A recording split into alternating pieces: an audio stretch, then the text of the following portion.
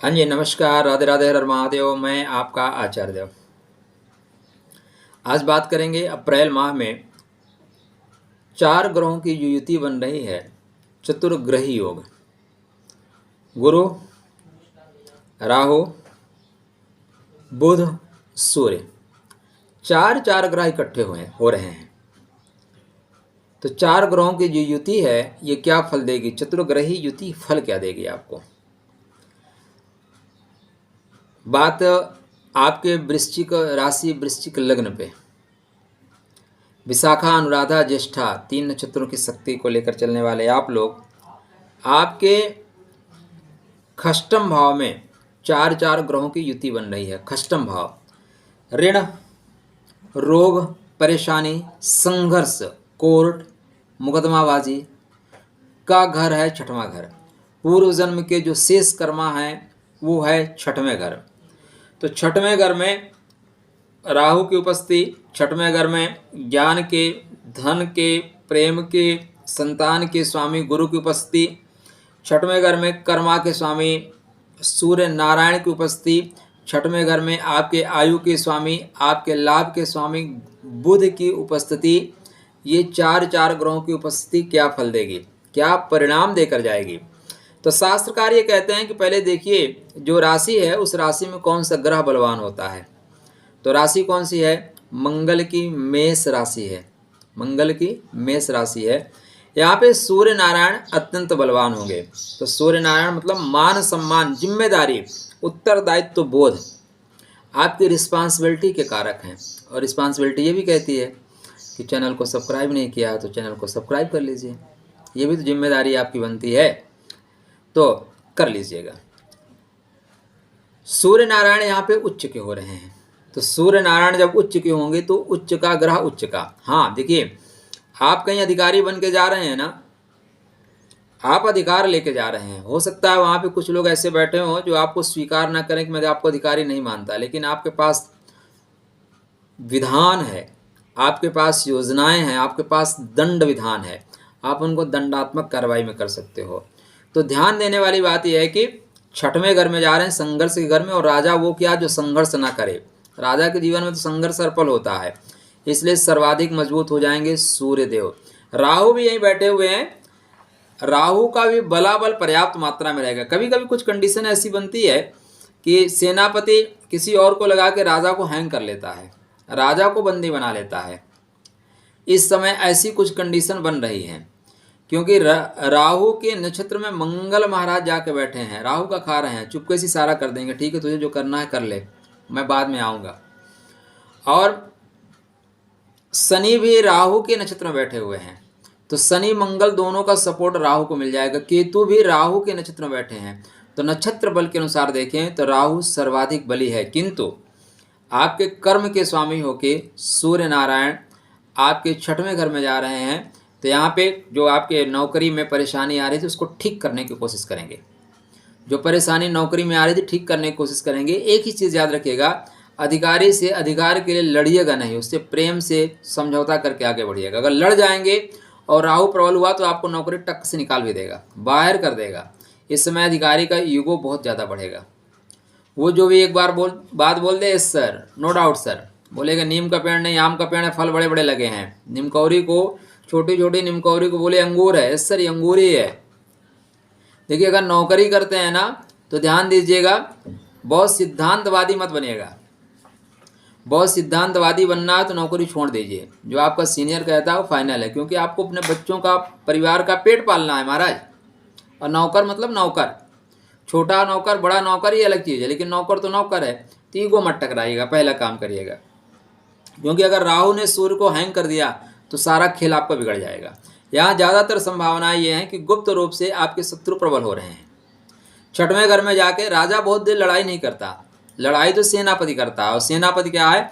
अष्टम भाव में सुसुप्तावस्था में दारू पी के मस्त पड़ा हुआ है, दारू पी के मस्त पड़ा हुआ है, आर्द्रा में फंसा हुआ है। तो सूर्यदेव ज़्यादा लड़ाई नहीं कर पाएंगे। अब यहाँ पे गुरु हैं, गुरु अस्त ही हैं सूर्य नारायण से, तो वो कुछ करने के मूड में नहीं है। फिर गुरु सपोर्ट करेंगे राजा का। कभी कभी देखिए ना, राजा के सपोर्ट में जो उनके गुरु होते थे वो भी धनुष बाण उठा लेते थे। तो सपोर्ट करते हुए चलेंगे।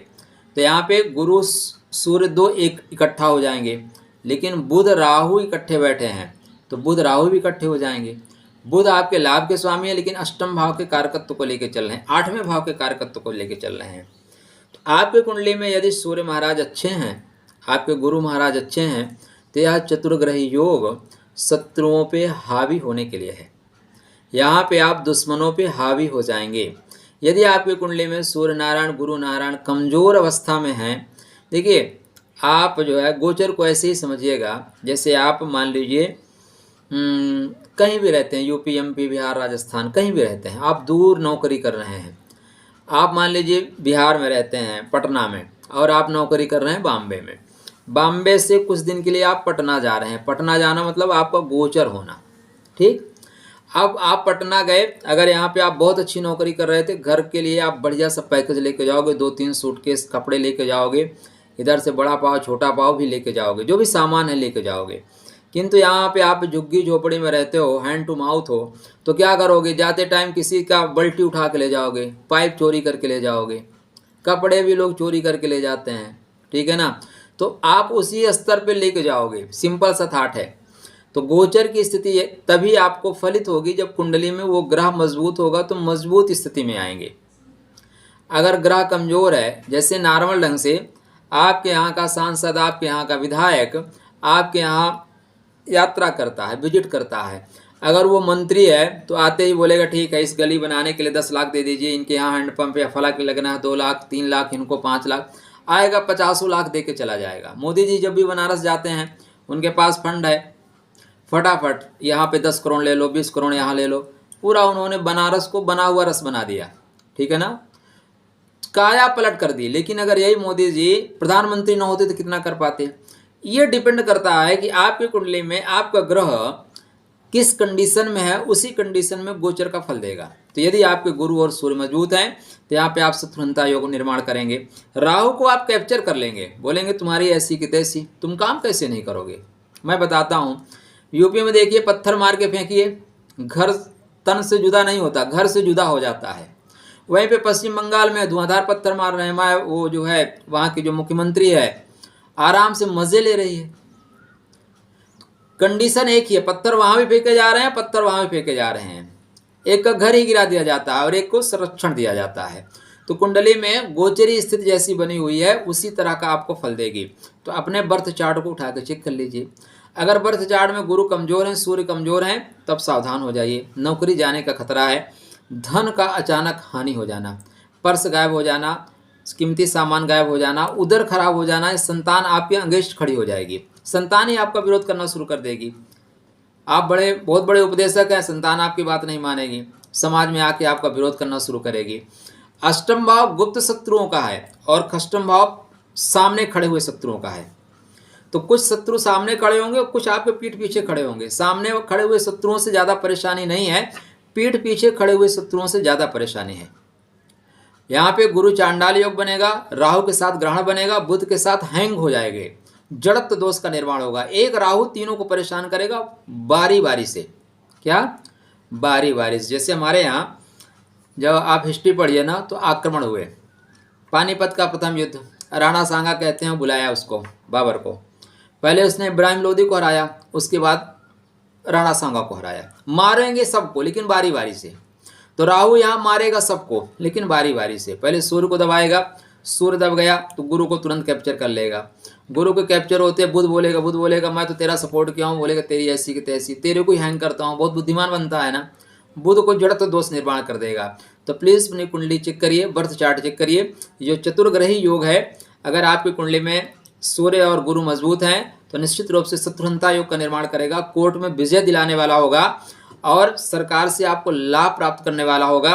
दशमेश अपने से नवम जाके उच्च के हो रहे हैं तो नौकरी के क्षेत्र में प्रगति हो जाएगी। किंतु यदि आपके कुंडली में ये कमजोर अवस्था में है तो जस्ट परिणाम उल्टा हो जाएगा। युद्ध में आप जा रहे हो, मजबूत हो तो दूसरे के राज्य पे आक्रमण करोगे, दूसरे का राज्य जीत लोगे। लेकिन अगर कमजोर हो के आक्रमण करोगे ना, हारोगे तो आप ही नहीं हारोगे, राज्य गंवा बैठोगे। सट्टा लॉटरी खेलते हैं ना, शेयर मार्केट लगाते हैं ना, जीते तो लाखों आते हैं, नहीं जीते तो जो लगा के जाते हैं वो भी चला जाता है। बस ऐसे ही स्थिति बन रही है, क्या करें। शत्रु प्रबल हो रहे हैं। फ्रंट पे खड़े हुए शत्रुओं से दिक्कत नहीं है, पीठ पीछे खड़े हुए शत्रुओं से ज़्यादा दिक्कत है। बंगलामुखी माता के मंत्रों का जाप करिए। ओम ह्रीं बंगलामुखी सर्वदुष्टानां वाचम मुखम पदमस्तंभाय जिह्वाम केलम बुद्धिम विनाशाय ह्रीं ओम स्वाहा। या दुर्गा जी के 32 नामावली का जाप करिए। दुर्गा दुर्गा शमनी दुर्गा पाप निवारणी 32 नाम है, उनका जाप करिए। शत्रु प्रबल हो रहा है, क्या पीठ पीछे या छुपे हुए शत्रु प्रबल हो रहे हैं। गुप्त शत्रुओं से सदैव भय होता है। लक्ष्मण जी को गुप्त रूप से शक्ति मारी थी मेघनाथ ने, छुप कर मारा था। तो छुप कर किया हुआ वार बहुत खतरनाक होता है। राहु भी छुप के वार कर रहा है और बुध का सपोर्ट लेके। तो जो लोग बहुत तपाक से गले मिल रहे हैं ना, उनसे सावधान रहिएगा। जो लोग बोलेंगे ना सर मैं आपके साथ खड़ा हूँ और आप बहुत अच्छे आदमी हो, जान लेना खतरा यही करेगा, प्रॉब्लम तो यही क्रिएट करेगा। एक छोटी सी कथा है कि एक बार चाणक्य जी कहीं जा रहे थे, तो चंद्रगुप्त चूंकि चाणक्य के इर्द गिर्द ही घूमते थे, तो उन्होंने बोला गुरुदेव शासन सत्ता कैसे चलाऊंगा। बोले कोई दिक्कत नहीं है, जो आके ज़्यादा चमचागिरी करे उसको जेल में डाल देना, फांसी दे देना, सत्ता बढ़िया चलेगी।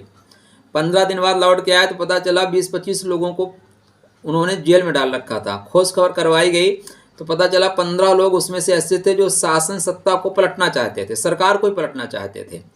तो भैया इन लोगों से सावधानी बरत के रखिएगा।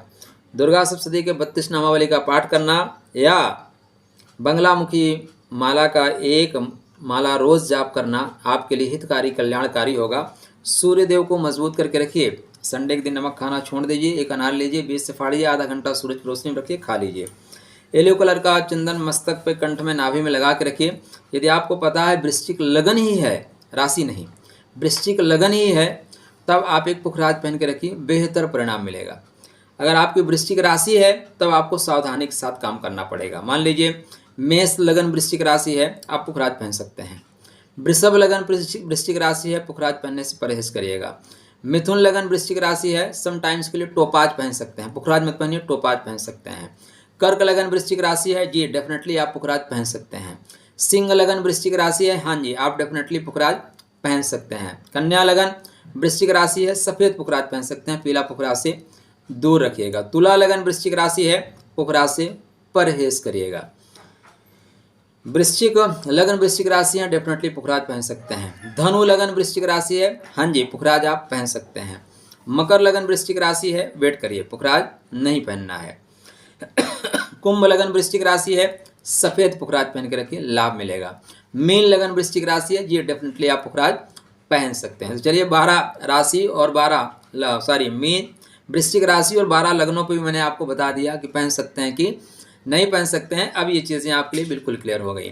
तो चतुर्ग्रही योग थोड़ा सा संघर्ष ज़्यादा कराएगा, चौतरफा संघर्ष होगा, संभल के रहिएगा। 21 तारीख के बाद यह स्थिति बन रही है। 14 तारीख को सूर्य नारायण यहाँ प्रवेश करेंगे, बुध महाराज प्रवेश कर चुके हैं, 21 को गुरु जाएंगे, तो चतुर्ग्रही योग बनेगा। तो यहाँ से सावधानी पूर्वक रहिएगा। 15 मई को सूर्य नारायण यहाँ से अलग हो जाएंगे, बुध महाराज यहाँ से अलग हो रहे हैं, जून में बुध महाराज भी अलग हो रहे हैं, 7 जून को वृषभ राशि में चले जाएंगे। तो ये चतुर्ग्रही योग लगभग आपके लिए 1.25 से 1.5 महीने ज़्यादा तनाव देने वाला है। माता रानी के चरण में पकड़ के, माता रानी का चरण पकड़ के रखिए, किसी के चरण पकड़ने नहीं पड़ेंगे। जय माता की, जय जगदम्ब।